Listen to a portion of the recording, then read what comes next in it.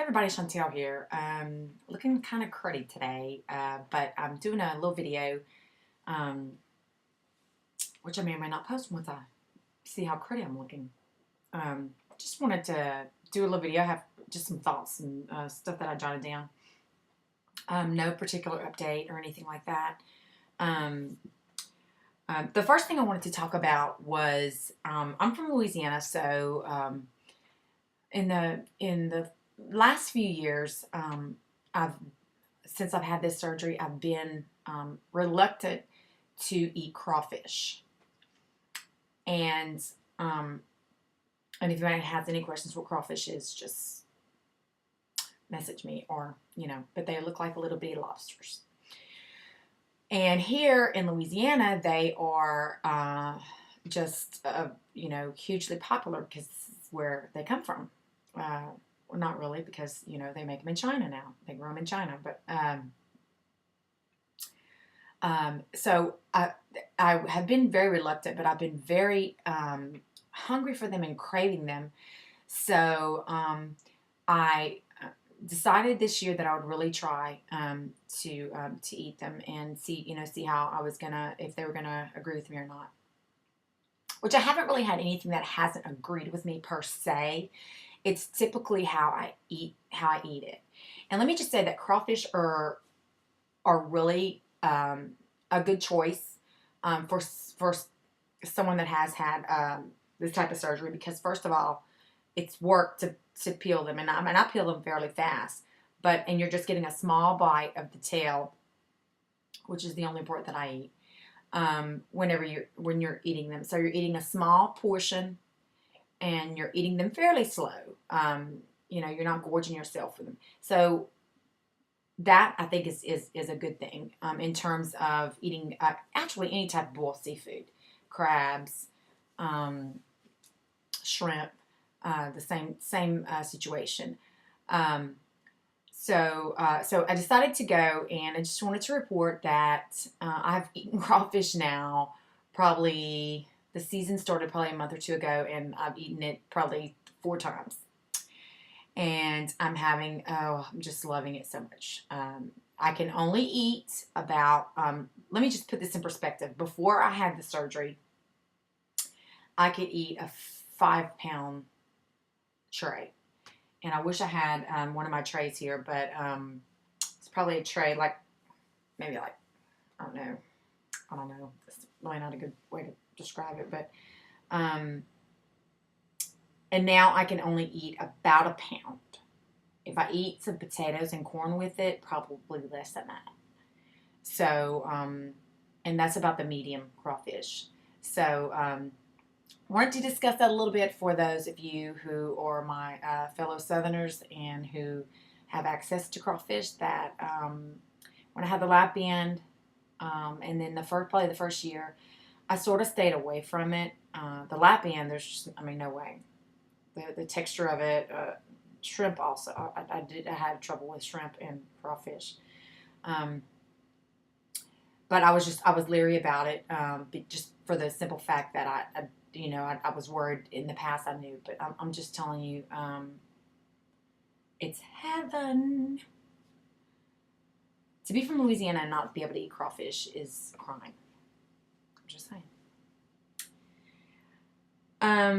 And so the other thing, this is just random things that I'm talking about on this video. There's no particular order that I'm going in, or no particular subject that I'm approaching. Just little things that have been on my mind, things I wanted to share. I just wanted to say that this weekend I went and saw the movie Tyler Perry's, I think it's called Good Deeds.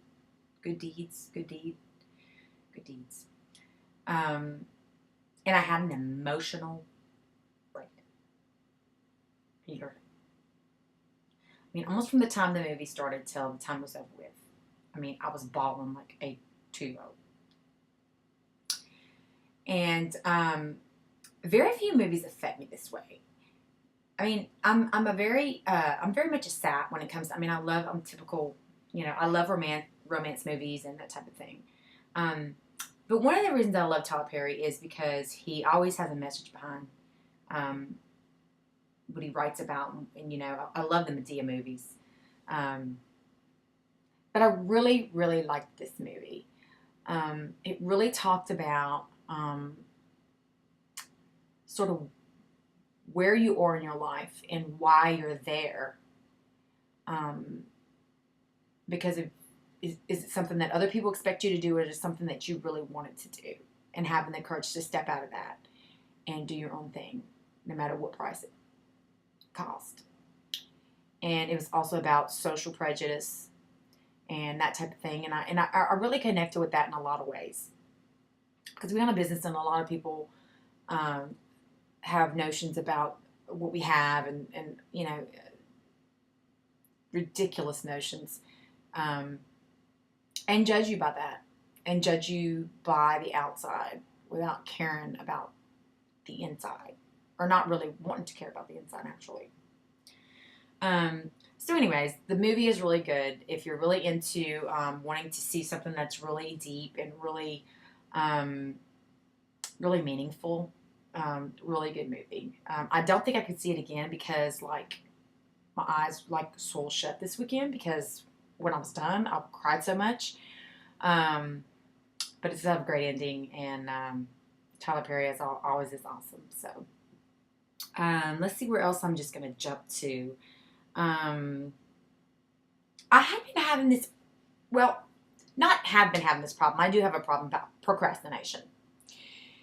Really? Chantel, I would have never known that about you.